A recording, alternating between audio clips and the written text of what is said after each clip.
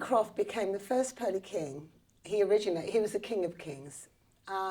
So when he left the workhouse, the Pancras workhouse, and he was busy sweeping the roads and catching rats all around Somerstown and Pancras area, he got to know the costermongers. The costermongers costered me an old apple monger bean seller.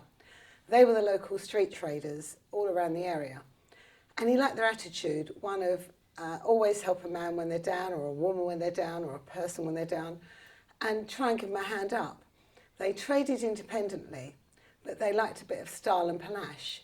So they used to sew a line of pearl buttons down their old battered clothes. So the men around their trousers or their waistcoats. And then the ladies used to wear all these feathers in their hats just to mimic the posh people, society people.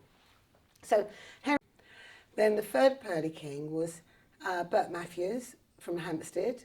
He was a road sweeper and rat catcher. So there were 28 boroughs at that time, the late 1800s. So each borough that had the market, and the market coster kings and queens became Pearly Kings and Queens. So that's how the tradition started. Mm. And the costermongers were the heart of the community because they traded, and the local people, because they didn't travel very far, they all relied on the costermongers selling their fruit and veg, fish, meat. It was always from the larger markets like Covent Garden, Spitalfields or Billingsgate. So the costers used to go to these markets so that they could supply the local community. And growing up on the street markets in London, particularly Chapel Market, I used to watch how my uncles and aunties and family used to interact with the local community. They always had a listening ear. They might be selling them something, but they always paid full attention because they cared. So that's part of the glue that helped stick the communities together. So the costermongers were a really, really big part of helping stick the communities together because they supplied the goods, the local goods that they could, people could buy. The Londoners' holiday was hot picking down in Kent or Sussex.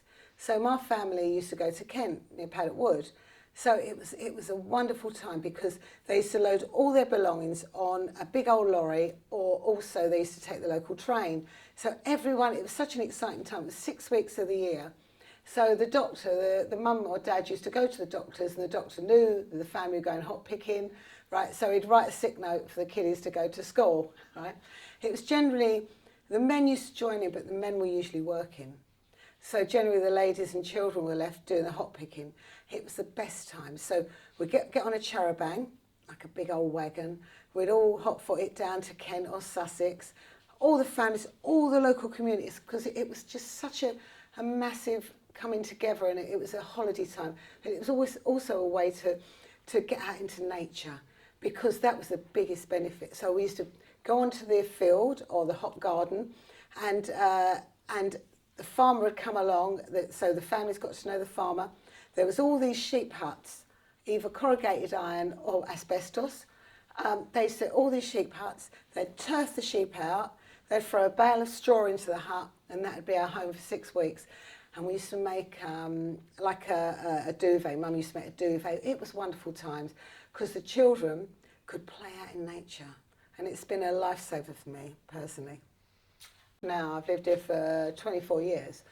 It was a great place to raise the children because it was out in nature, to give them a start away from built-up areas, and so they thrived. It's never sort of, people say, oh, isn't it lovely? But you have to actually work it, you have to live it, and live within nature. And so because we can only be guardians of the earth, guardians, and that really resonates with me on a deeper level as it does with Al.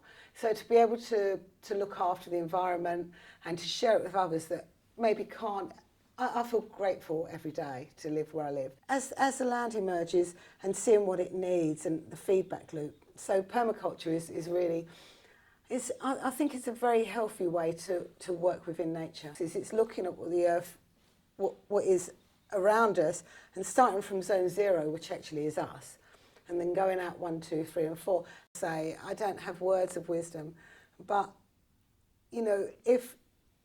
if I could pass anything on, and the thing that I like to pass on to my children, grandchildren, is a sense of connection and love and respect for each other, because again, we don't know, what's going to happen tomorrow.